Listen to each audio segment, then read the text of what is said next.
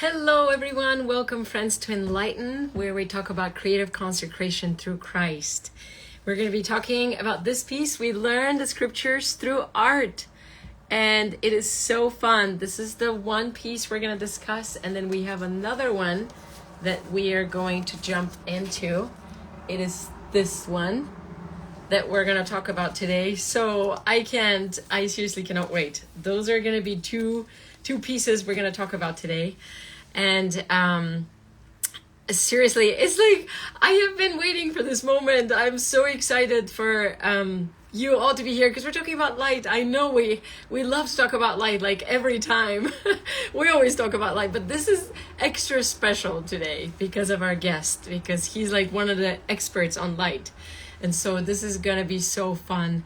And I hope everyone's having a beautiful morning or evening, depends where you are watching from. And I know it's gonna be fun because we're gonna have Aaron Franklin join us, who is an author and wrote about light. This is actually his book. I have a tendency to always take the jackets off from the books, almost always, I should say. But so this is the inside cover of his lovely book, and it's all about light. And it's going to be amazing to ponder this and to talk about it. I was actually, the talk we chose, the conference talk by Alexander Dushku, I am working on a piece that is inspired by his talk. But it's not ready yet because I'm working on another project, which I can't tell you guys yet because I'm so excited, but I can't say it out yet. So it's coming. A lot of good stuff's coming. And I filled with light, right? I am just super, super excited for that. But as soon as that Elder Dushko's piece is finished on light and the rays of light and the pillar of light, which, like, as he was speaking, my heart started to beat fast. I'm like, this is going to be so good. Like, I can't wait to work on that. And so, and I had a few friends actually text me as he was speaking. He's like, you got to make an art with this piece. So it was so cute. And, oh, for sure. Literally, that was like one of my most favorite talks. So, I mean, there's so many different talks on light. Entire day, if you just look up Light of Christ or Light Talks, General Conference Talks, there's so many, so you can always feel enlightened by listening to them. But this was fun because it's one of the most recent ones we've heard. And so I'm grabbing my friend. Here's Aaron. Hi. Hey, Eva, it's so good to see you. You too. Good morning.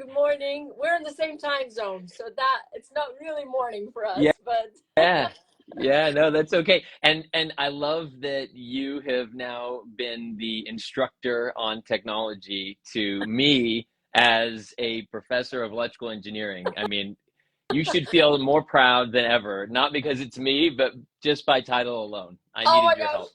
No.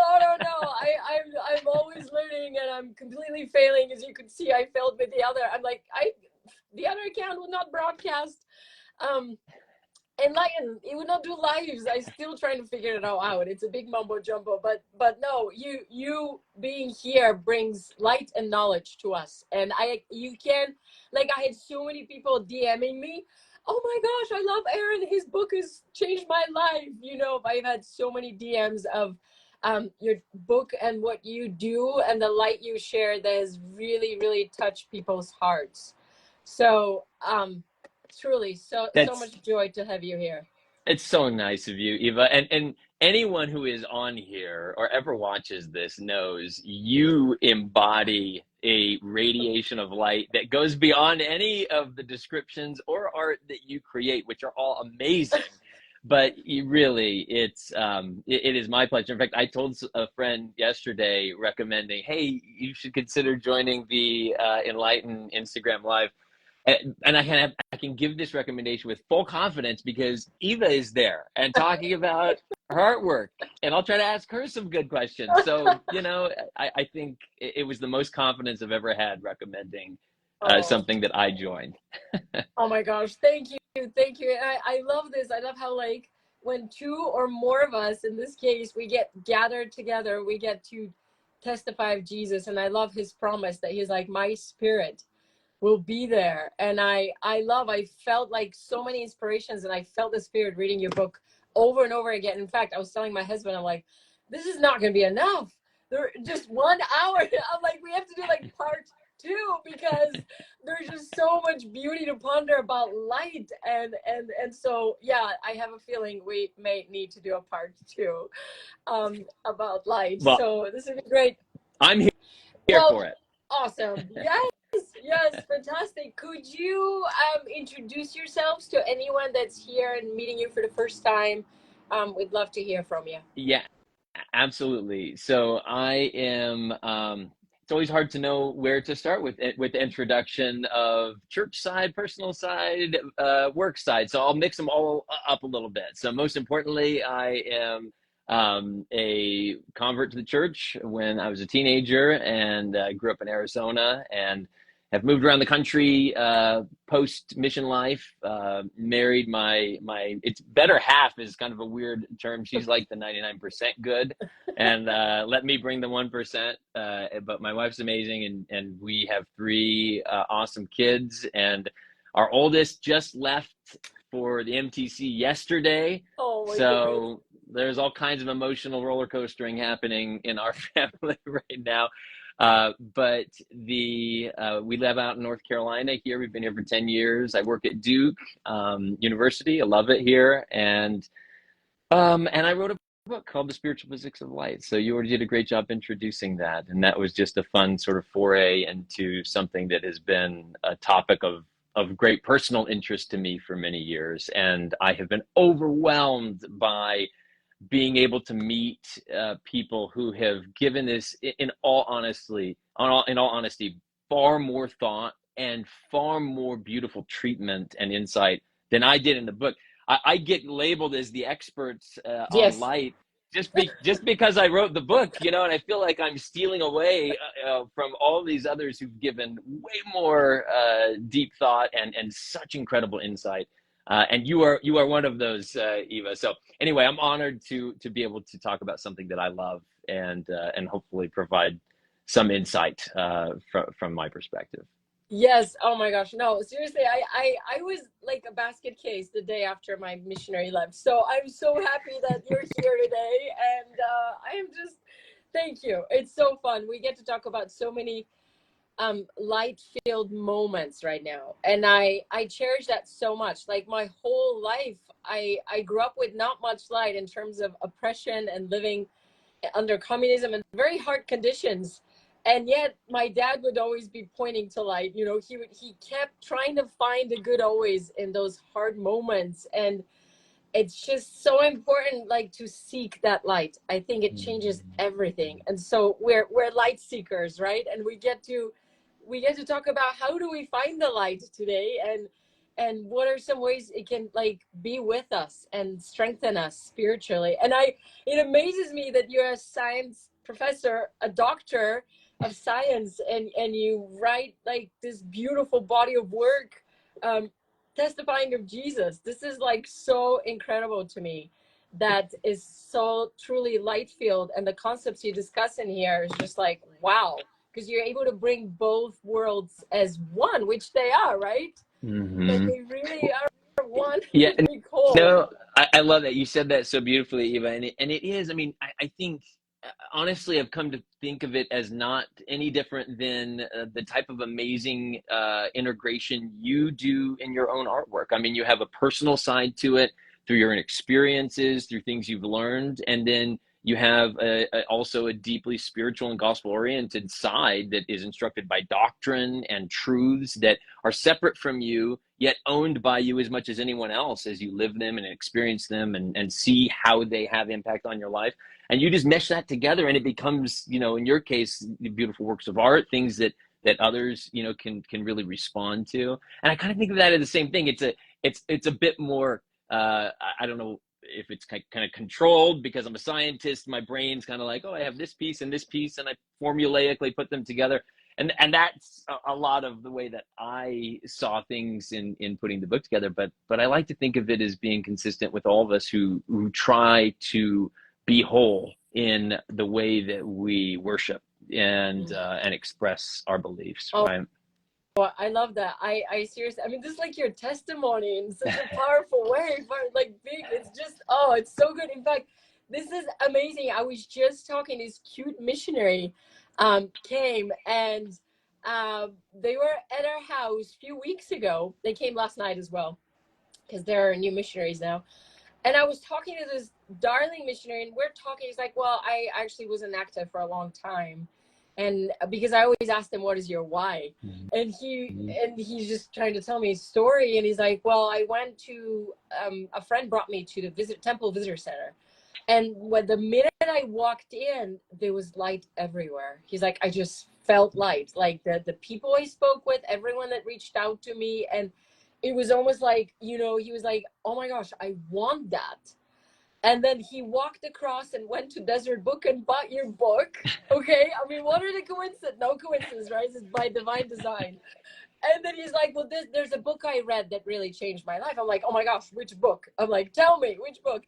And last night I had a chance to talk to him, and he was so interesting because it's something that's always like fascinating me. But what you've done, you have brought like the awe of God, like how amazing he really is, and his light and how it penetrates, and the things we're going to talk about today. But it's like seeing God with this holy awe of just like, truly he's glorious, and truly he knows everything, and truly he fills the world with light. And it's just, he was telling me how it was so easy for him to like, it came naturally, very easy to understand your words because they spoke about light and God, and it just filled him. His heart was full, and he carries your book in his mission. It's Wow. just so cute. I was just like, oh my goodness, thank you, Holy Father. It was just so fun to see just one of the rays that you're sharing God's light, you know, with who you are and your books, and to see this ray of light touching this cute elder's heart was just so darling to Cool. witness that, you know.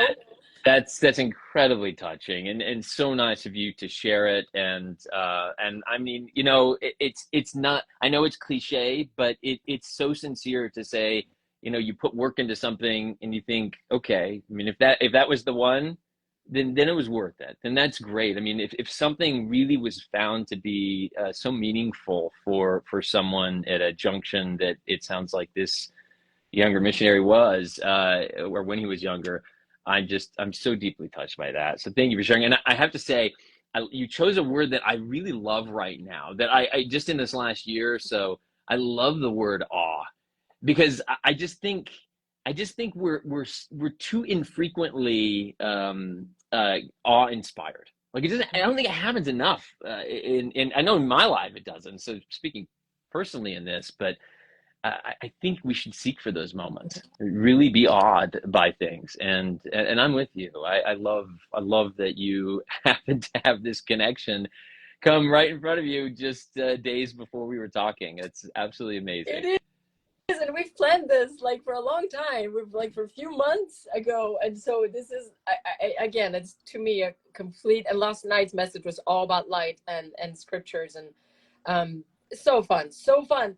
So what made you choose this piece? Like, what? I'm just curious. I always ask this, you know, Yeah, like, and yeah, I know I have to tell your viewers that I was so unfair to Eva, because you know, I think we had talked about the Fountains of Light piece for so long, which we may end up talking about as well, because I do love that. And yes. then and then I called an audible days ahead, and I was like, oh, and there's the Fountains of Light. I absolutely love it. And I'm like, hey, Eva, maybe we could talk about this other piece and this other piece, which is both representative of the I fact that know. I We never enjoy. know. Yeah, and now I see exactly. And hopefully it's mostly representative of the fact that I love so much of your work. Also that you know, it's really hard to even pin down, like, if we're having the opportunity to talk about the role of light or how it's reflected and represented, particularly when it's captured in the way that you do, it's hard to pick one thing. So, but starting with the I had seen a vision piece, which I love. And so what I love about it, Eva, so I was on a kick a few years ago when it came to first vision related depictions, artwork, as well as photography, because there's actually some variety in that space. And this stems way back. So I'll give you a little bit more history than you had probably anticipated here. So when we lived in New York, so more northeaster like you, we were near New York City for 6 years, and we took our kids when they were smaller out to Palmyra in early spring. And some of it just worked in terms of availability of travel schedules, but it turned out to be a really impactful trip for the fact that it kind of occurred to us, hey, it's early spring. This is the Yes. first vision time frame. And for anyone who's listening who's never been to Palmyra, what a wonderful time to go. No one wants to be in upstate New York in true early spring. It's still off and on days of cold, and it's not the typical beauty that you would often imagine during that time of year. It's things haven't really bloomed much yet, and we were struck by that. We're like, oh, this is interesting. There's some green happening, but a lot of the trees are still kind of in early phase. And so we took some pictures of that, not as an artist, just like, oh, this looks cool. I'll just try to snap pictures on my phone. Well, anyway, years went by, and I continued looking at art and thinking, oh, what really captures the first vision? And when you think about a forest that has less foliage than in its full growth, right? And you've captured this in terms of a mixture of growth and things. But if it was full growth, you'd get very little light through there that you can see. But with the way that it would look in early spring, you'd get quite a bit of light if its source is from the heavens, and it would truly look like it was overtaking any other source of light or reflected light from the sun that may have been there before. And I loved how you captured that. So as I thought back to that visit of years ago when we went early spring to the Sacred Grove, I just, looking at your depiction, really captured what I would sense in my mind about it from over those years. So I have a comparison. There's not a work of art. It's actually a little bit nerdy, but I want to show you. So this is a picture. This is a picture I took when we were there. So this is just a camera picture Awesome. of the Sacred Grove. Yes. But one of the things I did with this is, because you could see the trees being fairly Yes. bare, Yeah. but I superimposed at the bottom a screenshot from Joseph Smith's 1832 account of the first vision. So it's the only one that he wrote by hand, and it's the earliest one that we have. And in that account, what I love about the fact that he wrote it by hand is that he makes a bunch of corrections. And you can see this on the Joseph Smith Papers site. And he's like, no, not that word, this one. And no, not this. He's kind of going through. And one of the words that he corrects is when he's trying to describe the initial opening of the vision. He actually writes, I mean, it's kind of hard to see on my paper, but he writes the word fire, and then he crosses it out and writes the word light. Oh my And so, gosh. and Wow. and I'm probably reading way into this in terms of the church history aspects. There's people who know so much more than I do about it. But I just love thinking about the fact that he wrote this in the summer of 1832 timeframe. And that was the very heart of revelation around light. When you think about DNC 88, DNC 84, DNC 50, this first vision account in the summer was just sandwiched right between this flood of revelatory insight about light as a power, or the light of Christ, and all of the influence that it has across eternity, and most definitely within our souls, and as Elder Dushku talks about in the talk that we're referencing. So anyway, I geeked out a lot about that intersection, between those things, and your artwork on that first vision experience, just, I don't know, it just kind of brought all of that together for me. Oh my gosh, I love this. In fact, people are interested in you sharing that. Maybe you can send me a picture and I'll put it up on my story if you don't mind sharing that. I will do that. I will do that, sure.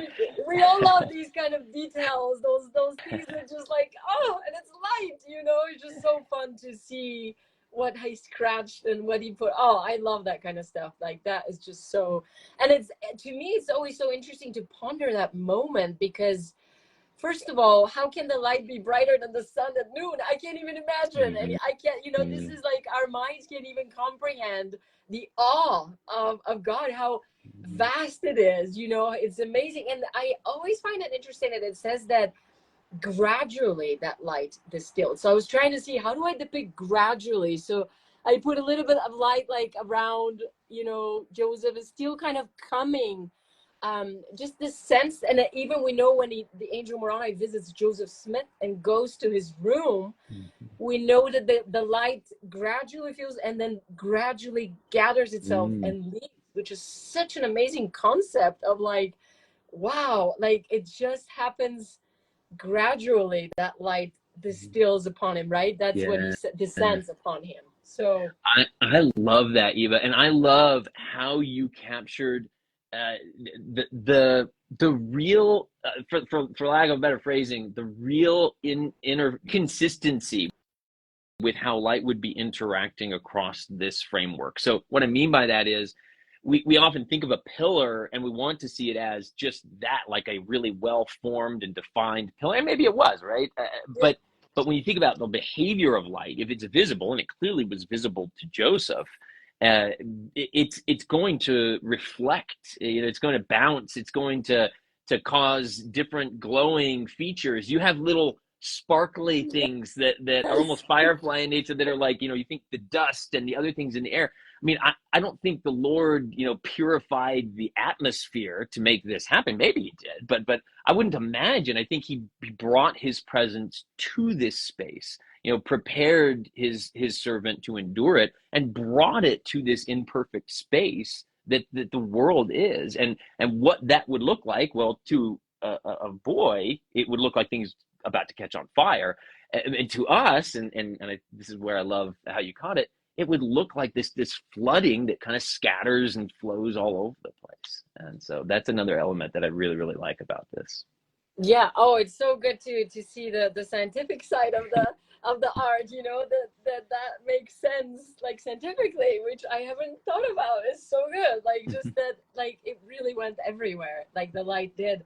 And so, I was just thinking how, in your book you talk, oh my gosh, I mean, look at this. I have so many, I don't think I've taken that many notes on the talk, and I literally could not stop because I'm like, okay, I want to ask you about this and that. So I think maybe we'll start out. What made you write a book about light? What even started that desire in you, like to bring this book about light? And then what is your one amazing favorite thing that you really want to share? You really want everyone to know, like that our hearts could be filled and we can remember that. Oh my goodness, that's a heavy question, Eva, but a great one, a great one. So, thanks so much for asking about the origin of the book. I alluded to this a little bit earlier, but I had loved studying light for at least 10 years before getting to the point where I wrote the book. And I often tell people I had pestered other people around me, friends, and particularly my wife, about things I would read and get excited about. And I was going through schooling initially when I started to really get excited about the potential connectivity between the physical aspects of light that we have understanding of from scientific instrumentation and such, and how it may connect to the spiritual aspects of light, and the way that it is clearly a key doctrinal feature in our and so many, you could almost say all other theologies. I don't know all out there in the world, but the really significant popular theologies Mhm. that exist all have light as a key element of their doctrinal landscape. So that became fascinating to me, and I thought, I really want to explore this. And it was never with this sense of like, I'm going to explore this and write a book, and other people are going to want to read this book because they're going to also care about this. It was definitely a more gradual evolution than that, where I just recognized over the years how many people were equally fascinated by this topic and had really terrific insights themselves about it. And So at length, that came to the point where I thought, well, maybe I should try. I could try to Yeah. capture these things that I've thought a lot about, for so long. And I'm just overwhelmed truly by the way that it has been able to provide insight for so many others. But I'm going to do something a little unfair, particularly not probably a good marketing ploy for my book in answering your second part of your question, which is you said, well, what is this, kind of most important or impactful thing? And the bad marketing side is it's been the things that I've learned or figured out since the book came out. And I know that's like, what a terrible answer, right? Like everyone should hopefully read the book and maybe find something that brings them greater light into their life, which I would love. But I personally, there's so much that's in that book that's personal to me, but that was like a seed to what has grown from that. And part of it, as an example, is that there are things that it wasn't that I was unaware of them or intentionally overlooked them. It's just things that didn't really wrap into my message in the book that have become really meaningful to me since. One of those is something that's in Elder Dushku's talk that we're referencing from this recent general conference, which is touching on the dialogue around light in Alma 32. Like Alma 32 is so well tracked, right? We start oftentimes with folks who are learning about the church early on with Alma 32 because of its compelling analogy of the seed and the essence of forming a testimony, and from starting from so little, just desire, this is where we can get. So we talk to youth about it. We talk to new converts about it. And we talk to older members of the church about it as a rekindling and a reminding.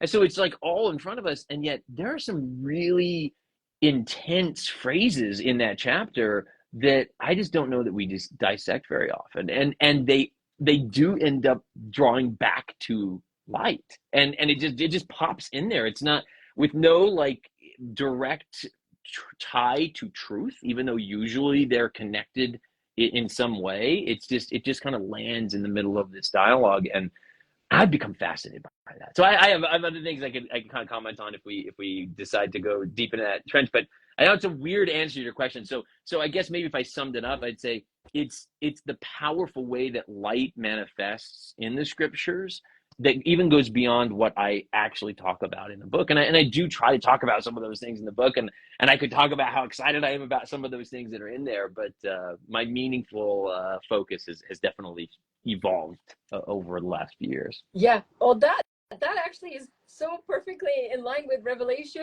and like line upon line, precept upon precept. That's just how it comes. You really should. I agree. Someone commented on here as you're speaking. My first thought was like, we need a volume 2. Oh my goodness. Your sequel. Oh. Oh my gosh. That's very kind. So, one of the things I just really loved so much that you shared, and how you talked about how light, like everything radiates light. And then you talked about how it's distinct light, like we each have our own light, and it's very distinct light. And that is an amazing thing to ponder, that we each have that light. It made me think so much of like, because there's also a scripture that says that truth shines. And then it made me think how these two things for me are like very connected, because I feel like light and truth go together so much. I feel like when there's light, more truth can come. It's almost like giving a capacity for truth to come into our hearts is the light that's like getting it ready for truth to come. And I just thought of like the temples. I thought how they shine, and I was thinking truth. How does truth shine? And temples came to my mind. I'm like, okay, temples shine all over the world. Like anywhere you go, there's temples, and they literally are light. They're the light of Christ, and they shine. And then I thought in 1 Corinthians 3:16, it says that we also are the temples of God, and we also shine. And so this kind of tied in with the idea that we have our own unique way to shine, just like all the temples are so unique. Because we are the temple of God is in us, his spirit dwells in us. We each have that ability to shine and to touch people's lives, because we're just radiating the light, right? It's really his light that we get to share. But it made me think of the importance how each of us individually has so much to contribute to that light sharing. And Jesus told us, let your light shine. He wasn't just like thinking, well, maybe I always feel like it's, I don't know if I should say a commandment, but I don't know. What do you think about it? He's like, let your light shine. He's definitely encouraging us to do that. Yeah. Oh, I love that, Eva. And I love that connection that you made that I hadn't thought of before. Again, I mean, these kinds of insights to back to the light that emanates from the temple, and that our bodies are a temple, and the uniqueness of what we radiate from that. You know, this strikes a chord for me that maybe one of the things I can point out to anyone who hasn't read the book that wants to know, but yeah, what is in there? What would be more insightful on this topic to me? I think the thing I've heard back the most from folks who have read the book is that they hadn't really thought about the non-visible roles that light plays. So much of the way that we analogize, give analogous thoughts to the presence of light in understanding or in learning or in goodness, or all of those come back to our visual senses, because we can get this capture in our mind of, okay, light coming from the temple, light coming from someone, and this, and I think that is where we garner a whole lot of power. You most certainly wield that power to great effect, in your artwork, because it's just so we feel the connection from what we see and interpret in these sort of metaphorical ways about how light visibly would manifest. But light is so much more than just what the limited, cone receptors in our eyes can interpret. And that side of light, and I kind of pose a question, early on, which is, can we all be okay that we're talking about the same thing? Because the light you see and the light you don't see, it's made of the exact same stuff. It's just it's no different than the difference between red and blue, which is just a slight shift in energy of these individual particles of light called photons. That there's no difference if you shifted it outside of that very tiny spectrum that is visible. And one of my favorite early reading experiences that I hope doesn't feel like a toss under the bus, of my father-in-law, because he's so amazing and such a brilliant person, and was kind enough to read a much rougher draft of the book early on. And we had one of my favorite conversations that I've had with anyone about the book, because he read the chapter about light in communication, the fact that radio waves of light, right? So radio waves and cell phone signals and Wi-Fi, and like I said, I mean, incredibly intelligent person who just happens to not have studied this particular field, right? And he was so caught on this idea that these forms of communication waves are light in the exact same way that the visible light is, just with a slight shift in the energy of that light, but made of the same stuff. And I loved this conversation because he was perplexed and like, are you sure, about this? And no, I'm actually really sure about this.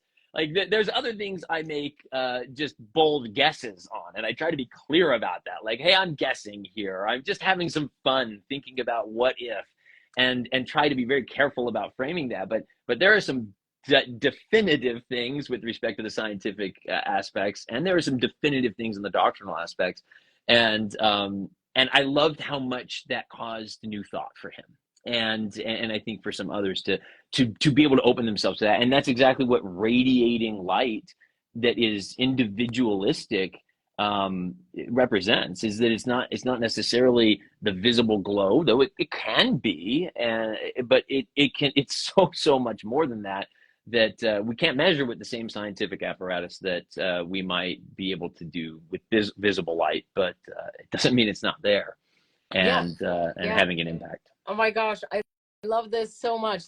We have so many great comments. See if I can get through to share some, but we have nothing can live without light, which I love, light symbolizes Jesus, who is the light. And life of the world. Oh, I love this. That is so Beautiful. true. And someone said they were okay. I was reading Erin's book and I was reminded of the banner of the Mary Miss Girls embroidered back in the day. It said, "I will radiate the light of the gospel." Oh, that's so Cool. cute. Yeah. That's darling. I wasn't, I don't know about that. I wasn't a member yet. I joined a little later. How cute. You know, this makes me think as we're talking, oh my gosh, I totally was just thinking my of this story, and I just wanted to share that because you said light wasn't visible. And my cute dad, we joined a church in Bulgaria back in 1992, back in the 1900s. And he was just called to be a branch president. We're totally new into the church. We're just such new members. We don't know anything. I mean, we want to know so much, but we were very, very just baby steps. And he was just given the Aaronic priesthood, the Melchizedek priesthood recently before he got called to be the branch president. And he's like, I want to know more. He's like, I want, who was Aaron? You know, I mean, the missionaries taught us, but he's like, I got to find out who Aaron is. Who is Melchizedek, you know? Yeah. So I vividly remember living in this like cement tiny room, like cement block. That's what it was. We're sitting on our couch, and one of the missionaries had given us this very book. This is the same book that I kept like from all those years. I have it with me. It's all written in Bulgarian in here. But it was a moment of light right then, because I would open and I have my big dictionaries and I would try to explain who Aaron was, you know, to my dad. Like, he's like, I need to know everything about the priesthood. I want to know all I can, you know, because he was so fascinated with that knowledge, that truth that he's been taught. And now he has to stand and defend in the church in Bulgaria. And he wanted to just know, like, to have the knowledge. And when you said that sometimes you don't see it necessarily visually, like, there was no like sunshine light, there was any like none of that, but I feel like every time we reach to know God, there's light because he is there, right? And in that moment I felt like, oh my gosh, he was like, shoo, shoo, shoo, shoo, fireworks from the dictionary to the Mormon doctrine to our brains, you know. I mean, I was the energy in that room. And I feel like sometimes, you know, when you talk to someone, it's like, oh my gosh, they have such amazing energy. You could just feel it. And that energy was brought not because of my dad and I, who don't know a thing, but it was by the word of God and his spirit that testified of that truthfulness, that the light we felt so strongly in that moment, just desiring God's knowledge and his will. And it's, to me, incredible. And Elder Dushku talks about that too, how you can, any effort you make to come to know God and his awe, right? Like it will come with light. It will be associated with his glory, the manifestation, right, of his love and light that comes with it. And it just was such a moment of like not necessarily physical light seen, but felt inside in that moment because of the Holy Ghost that was teaching us.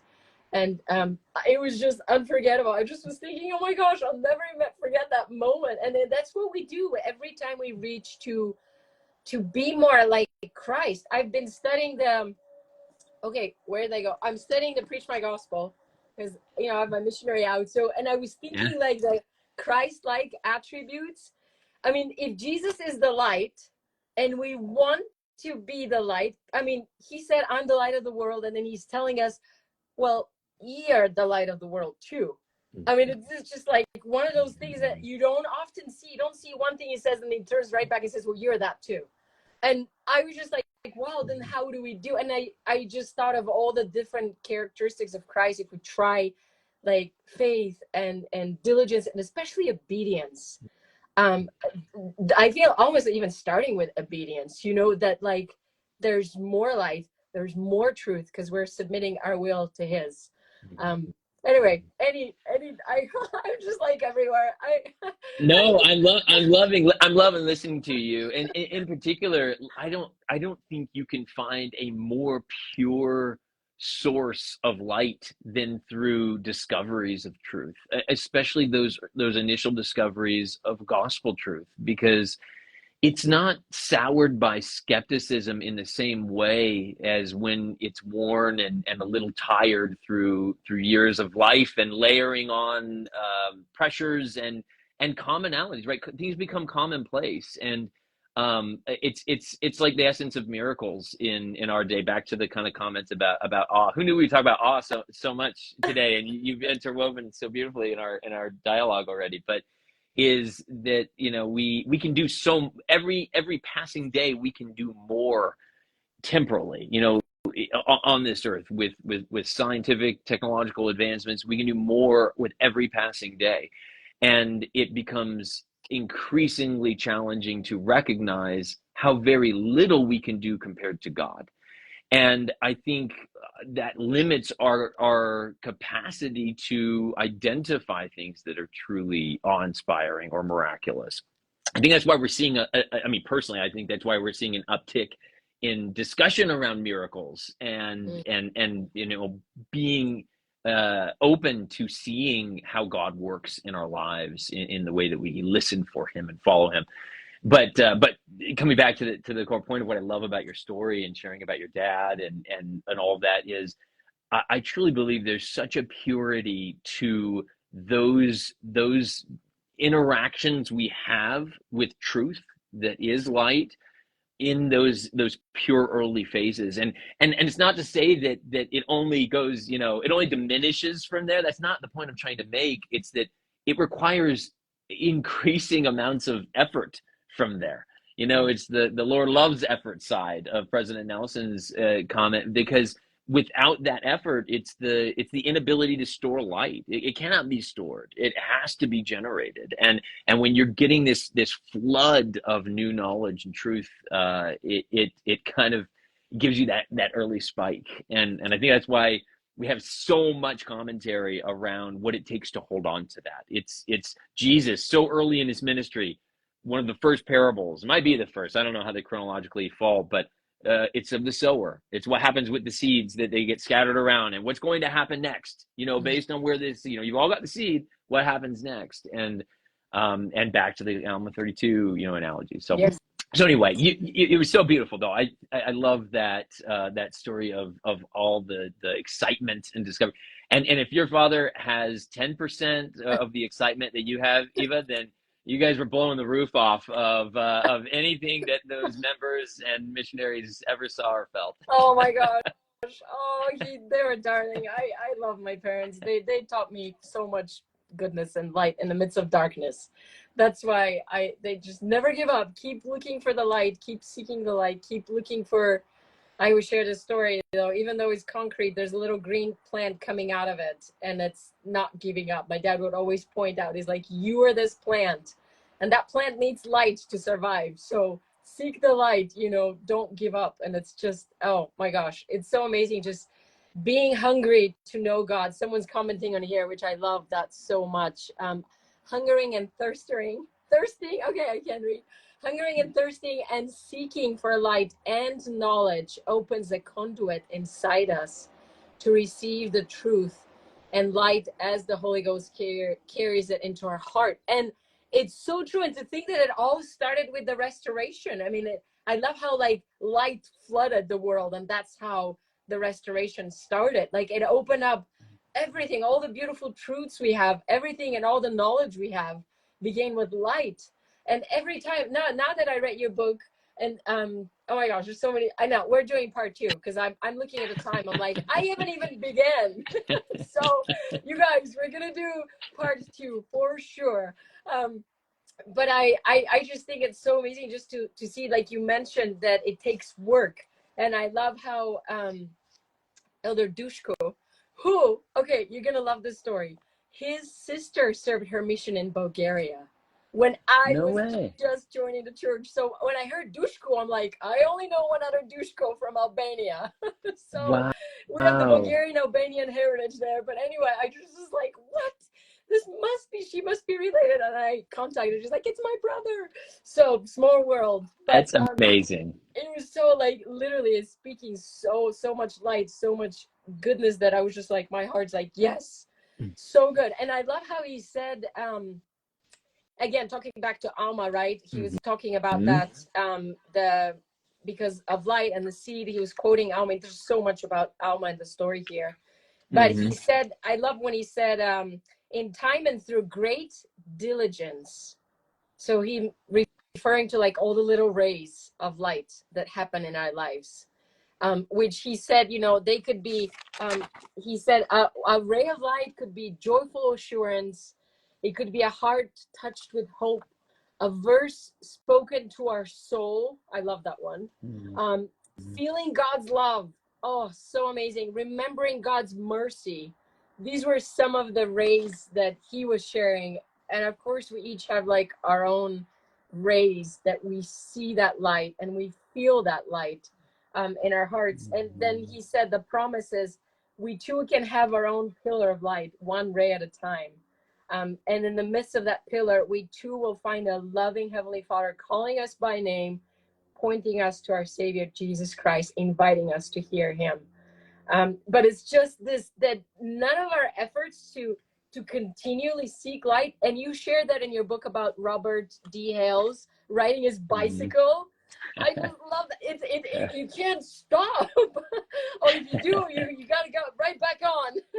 Because your light, he had this little light on front of his bike that was powered by him pedaling the bike. And the harder he pedaled, the more light the bike would radiate and light his way. And I love this analogy in our lives, right? That as we one pedal at a time, sometimes we're going like this, but sometimes you're just like going barely up the hill. Sometimes it's hard, but it's just trying like every little bit of effort to want that light, to seek God and find him in our everyday life, but those loving moments and those tender mercies in if we can just open our eyes to notice him and see him.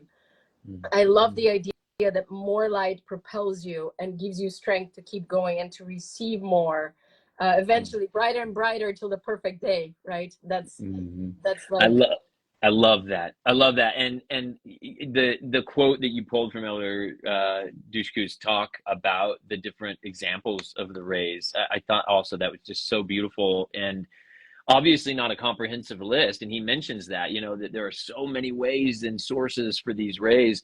And maybe I can tie this back to the part where he references to Alma 32, and he pulls out one of the references to light in those final 20 or so verses of the chapter that goes through this discussion of a seed and how it's planted and grows, and he pulled out the comment where it says, how do you know if it's good? And it's good because it's light. And so that connectivity. But just a quick walkthrough to point out just one or two quick things from this as connected to light, and I think to these principles that El Dushku so beautifully brought out in his message. Back in verse 28 of Alma 32 is where we get this initial pointer to light, when it closes with this first indication of what's happening after you plant the seed is it's going to enlighten your understanding. So kind of to your story that you were talking about, that or learning those truths of the gospel and that excitement, that light that you interpret this as, were just flood. It felt like a flood because understanding this is most often the mind, the understanding is the first place that these truths land. Like we need to develop the highway to the heart, and sometimes other observations and things you could have it's maybe start there, but I'd say most often it starts with enlightening the understanding, with something that we then have the responsibility to nurture in a way that gets those roots to the heart, that it doesn't just let it land in the mind. And there's too much wrestling up there. Like there's too many other things that are going to come into the mind and choke it, the thorns and things that Jesus brings into his own parable about the seed. And so I love that it starts there with enlightening the understanding. And then there's this interchange that has, I know, been very confusing to me over the years about knowledge becoming perfect. And El Dushku didn't dig super deep into this, but in this, as the verses wear on here, Alma's like, hey, is your knowledge perfect? And at first he's saying, well, no, it wouldn't be completely perfect. It actually starts with yes. He says, well, yes, it's perfect in verse 34 in that thing. And your faith is dormant. And this because for you know that the word has swelled your souls. You know that it's sprouted up and your understanding is beginning to be enlightened and mind to begin to expand. I want to point out to everyone that it doesn't say anything at this point about good feelings, about warm fuzzies, about tears or emotions. It is only talking about recognizing that your understanding has grown.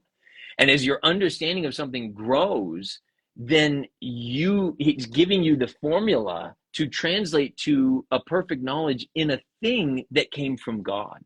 And that the more we can, that's where we're at a point there, in my opinion. We are at a point where we then have to choose belief, that the highway from the mind to the heart is gated by our willingness to offer one of the most personal things we have to give, which is a willingness to believe.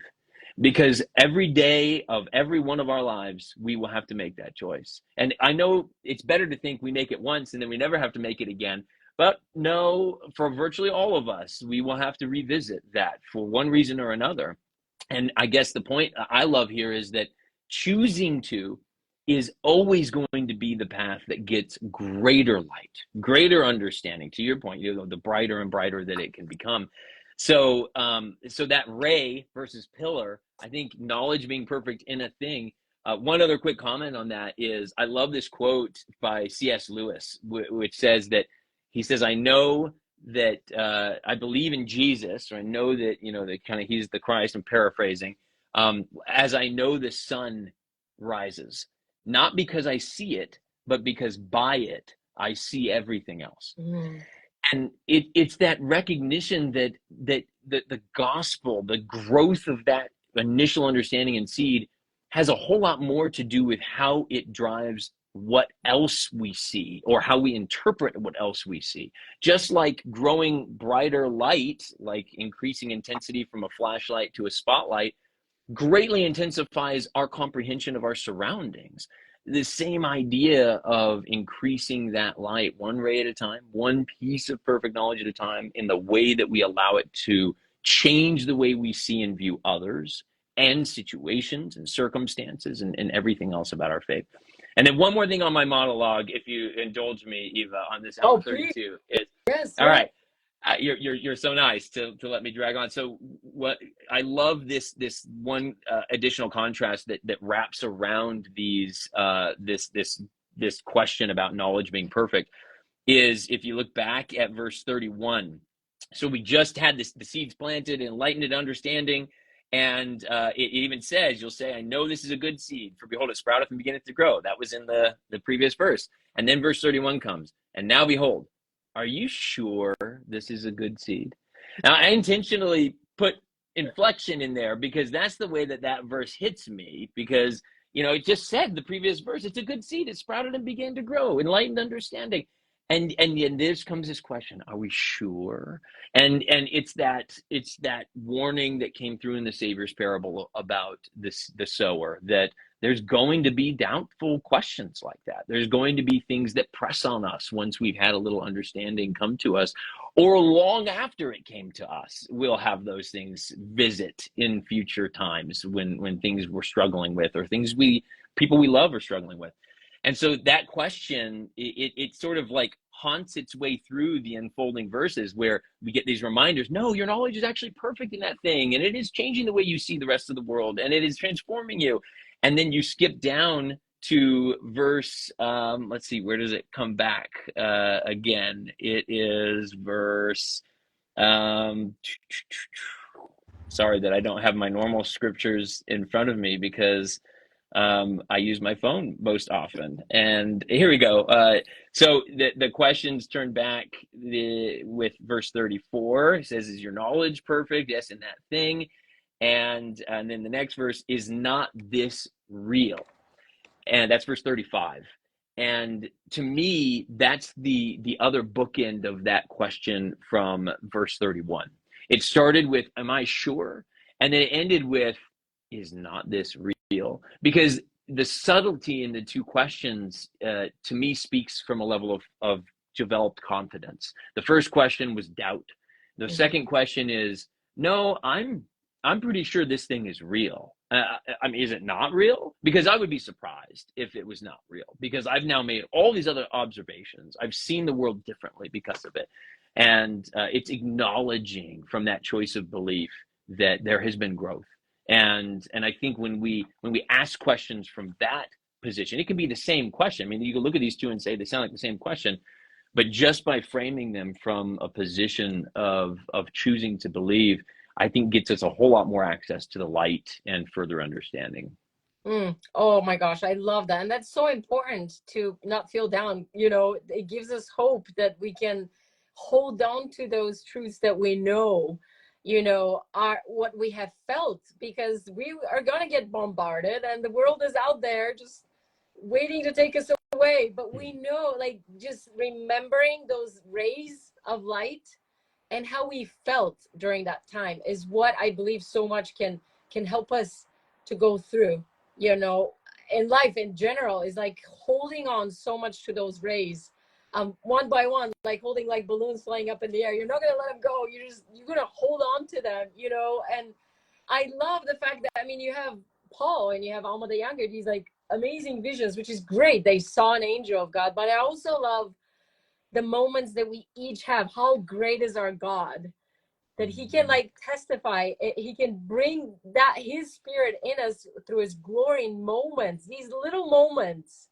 those simple things, that like sitting on the couch reading about God's word. And I'm never gonna forget that, just the way I felt the truth of that, and wanting to hold on to these moments, and makes us like realize how essential it is to notice those moments, because they are truly our light and our strength that we can take with us and help us in the future, and now to help us remember Jesus and his light.